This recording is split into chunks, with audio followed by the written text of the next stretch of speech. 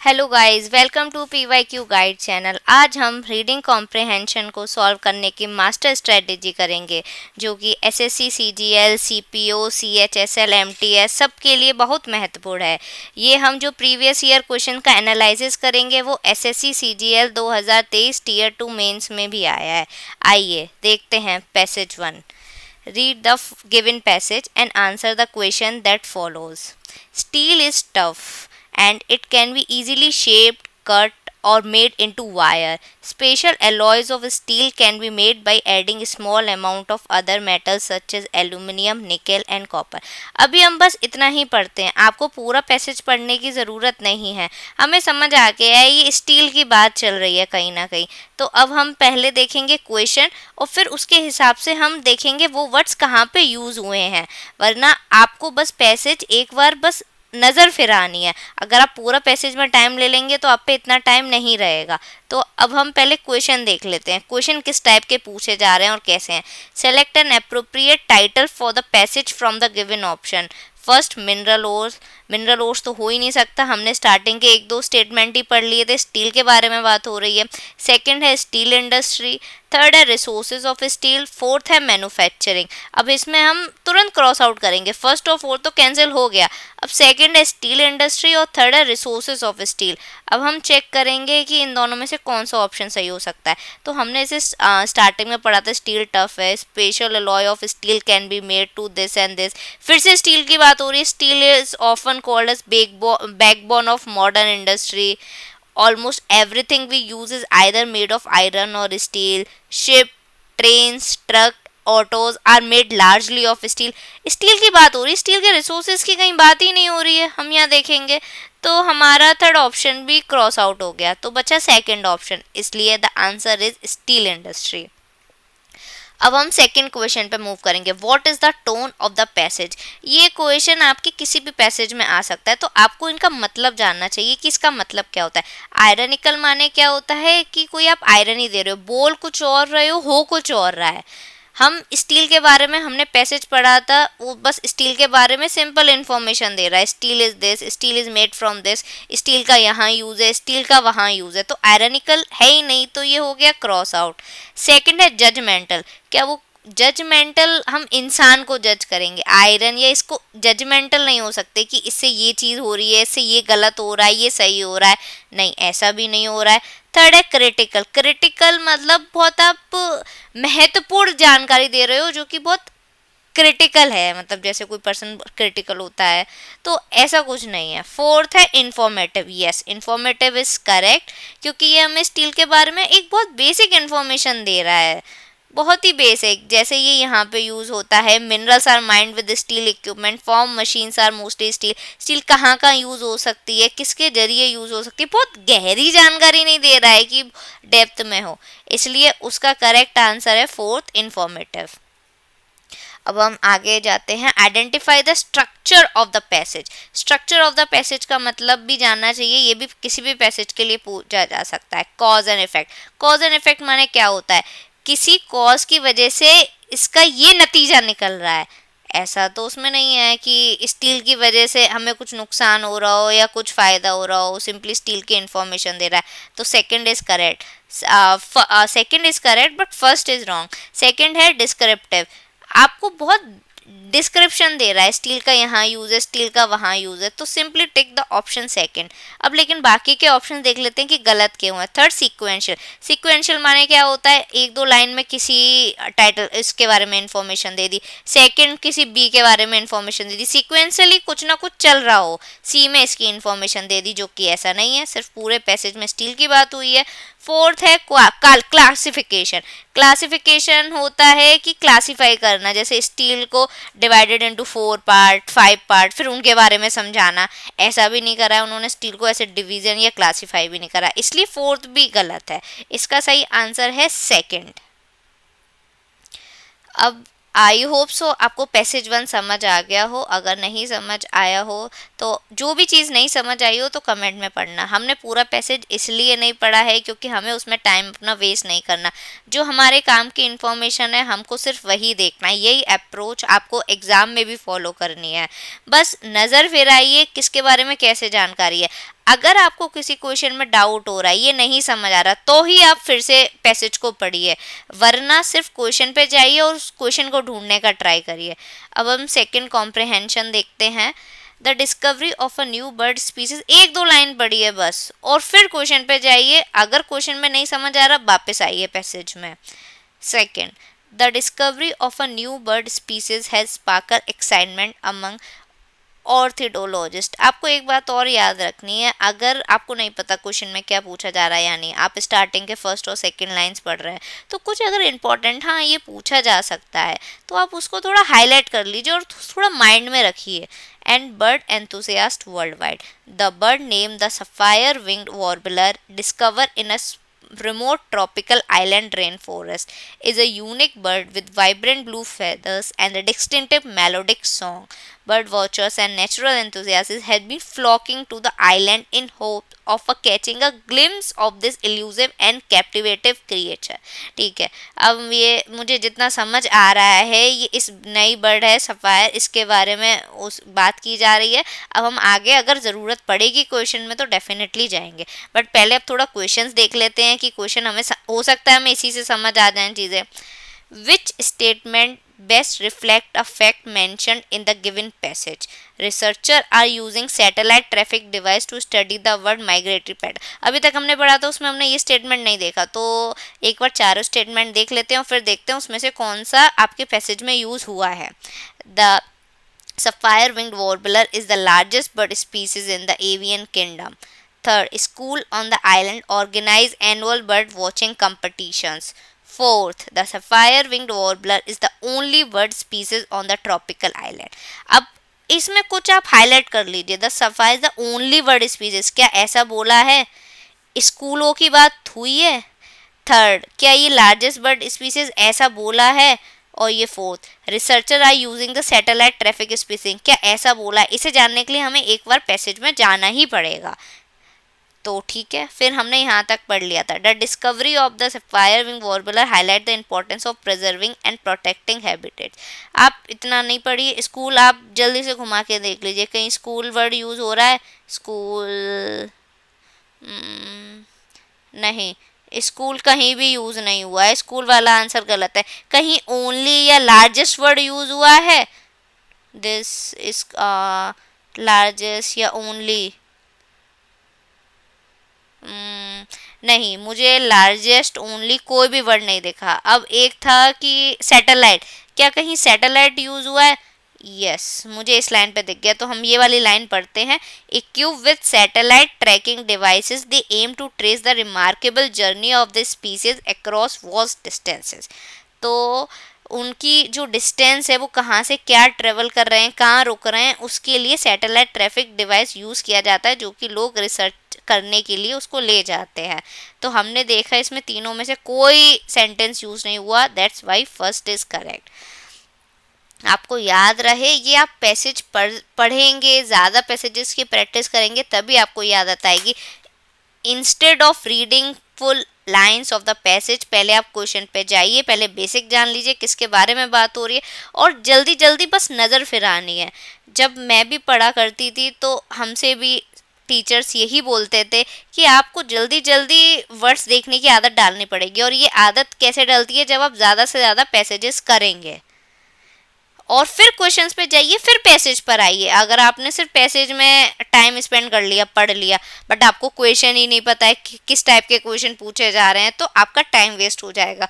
हमारा एग्जाम में एम होना चाहिए हम टाइम बचा लें ताकि हम ज़्यादा से ज़्यादा क्वेश्चंस कर पाएँ। इसलिए कभी पहले पूरा पैसेज मत पढ़िए without reading all the questions. अब हम नेक्स्ट क्वेश्चन पर आते हैं।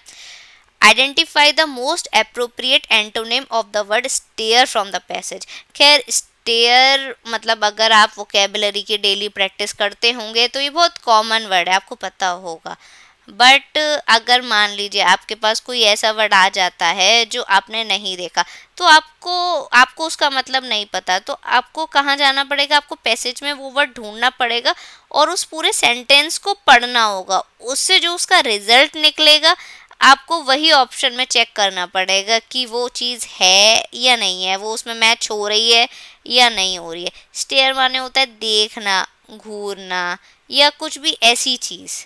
तो देखिए, हाँ, स्टेयर, फर्स्ट ऑप्शन है ग्लिम्स, सेकंड है एक्साइटमेंट, थर्ड है वाइब्रेंसी और फोर्थ है आर्डसनेस। फोर्थ आर्डस इसका मतलब होता है कि बहुत ही डिफ़िकल्ट सिचुएशन से। वाइब्रेंसी मतलब होता है बहुत ही डार्क कलर। एक्साइटमेंट जो कि बिल्कुल इसका मतलब नहीं है, एक्साइटमेंट और अपसेट ये सब रहता है। फर्स्ट ऑप्शन हुआ ग्लिम्स। तो स्टेहर का एंटोनिम होगा ग्लिम्स। याद रखिए, आपसे एंटोनिम पूछा जा रहा है, उसका मीनिंग नहीं पूछा जा रहा है, इसलिए first option is correct, glimpse. एक झलक, स्टेयर होता है घूरना बहुत देर तक, ग्लिम्स होता है एक छोटी सी झलक, इसलिए इसका एंटोनिम हुआ ग्लिम्स।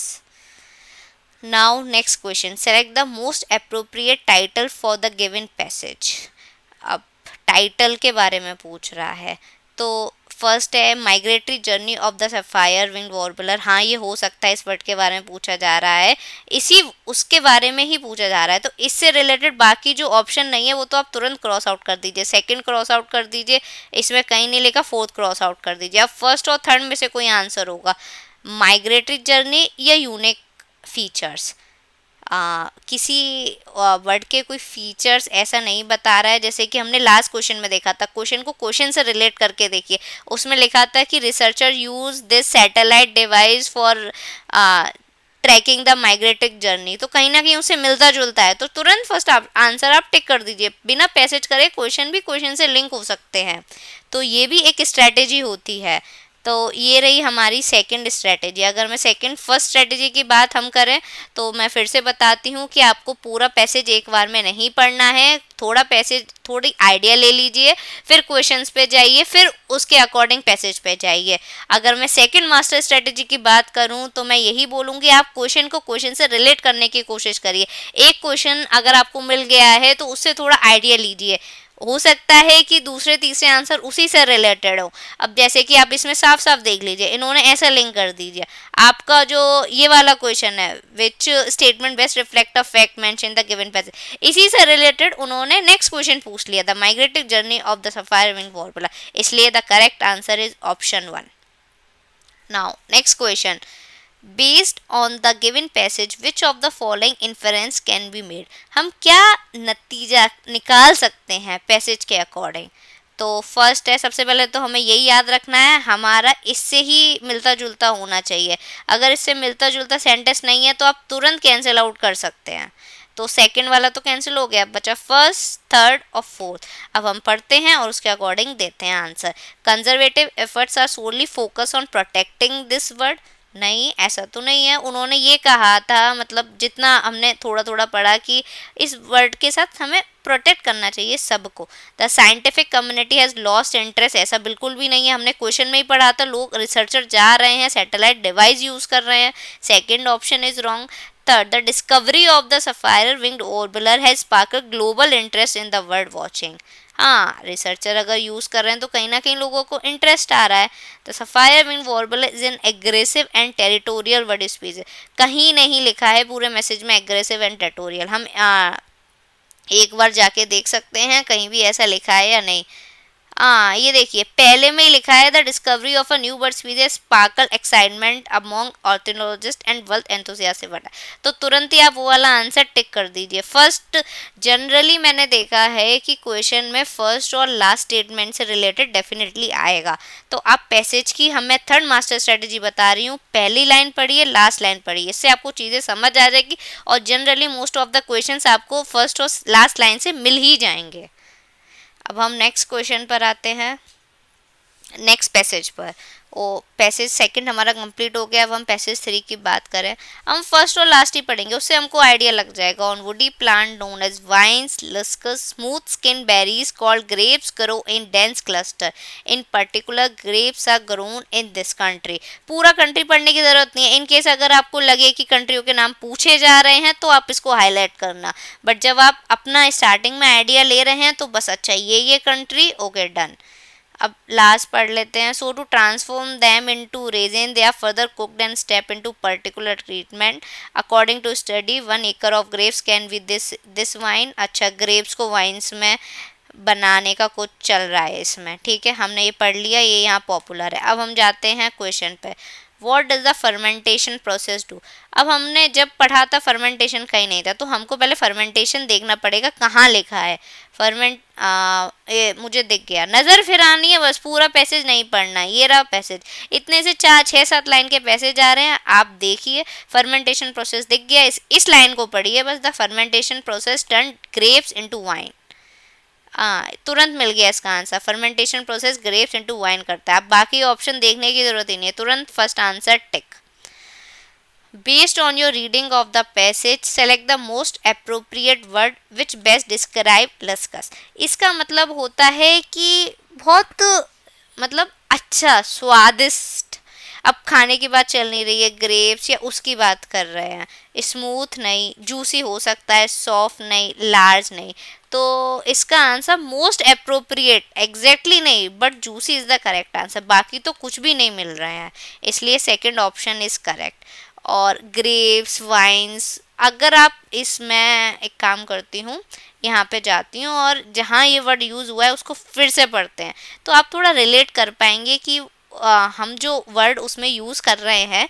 मैं आपको एक स्ट्रेटजी और बताती हूँ। अगर बाई चांस आपको ऐसा वर्ड दिखे जो आपको समझ नहीं आ रहा, तो आप इसका रिप्लेसमेंट में हर एक वर्ड करना जहाँ ये यूज़ हुआ है इसकी बदले ये वर्ड्स यूज़ करना। अगर आपको लग रहा है ये वर्ड्स उससे मिल रहे हैं, उस स्टेटमेंट में सही लग रहे हैं, तो वो करेक्ट आंसर होगा।